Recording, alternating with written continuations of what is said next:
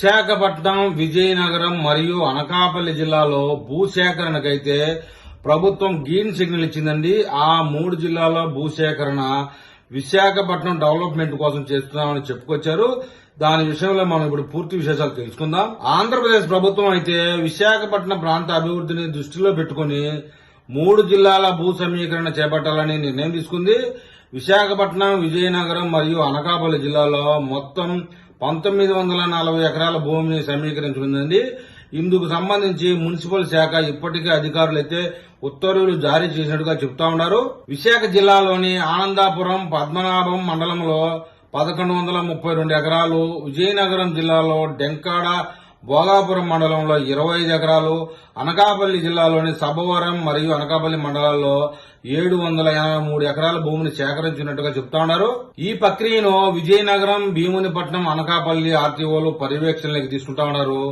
ముఖ్యమంత్రి చంద్రబాబు నాయుడు అభివృద్ది దిశగా నిర్ణయం తీసుకుంటా ఉన్నారని చెప్తా ఉన్నారండి. ఆయన విశాఖపట్నాన్ని రాష్ట్ర ఆర్థిక రాజధానిగా అభివృద్ది చేయాలని దృఢ సంకల్పంతో ఉన్నారు.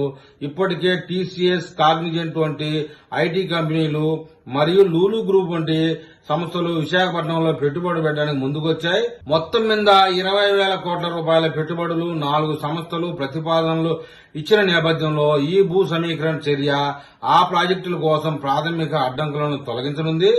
ఇకపోతే అమరావతిలో 2వ దశ భూ సమీకరణపై కూడా రాష్ట్ర ప్రభుత్వం దృష్టి సారిస్తోందని చెప్తా ఉన్నారు.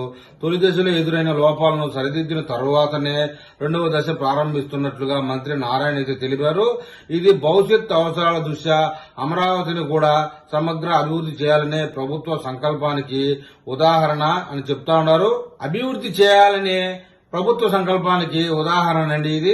ఇవన్నీ కలిపి చూస్తే రాష్ట్రంలో సమతులాభివృద్ధికి ఈ చర్య దోహదపడుతుందని అంచనా వేస్తున్నారు. గతంలో మన మాజీ ముఖ్యమంత్రి జగన్మోహన్ రెడ్డి లాగా 3 ముక్కలాట కాకుండా మొత్తం రాష్ట్ర వ్యాప్తంగా అన్ని దిశలు డెవలప్ అయ్యే విధంగా ప్రయత్నం చేస్తా ఉన్నారని చంద్రబాబు నాయుడు అనడంలో ఎలాంటి అబద్ధము లేదు. మరి ఈ వీడియో మీద మన ఏపీ ప్రజలు ఏమని కామెంట్ చేస్తారో చూద్దాం.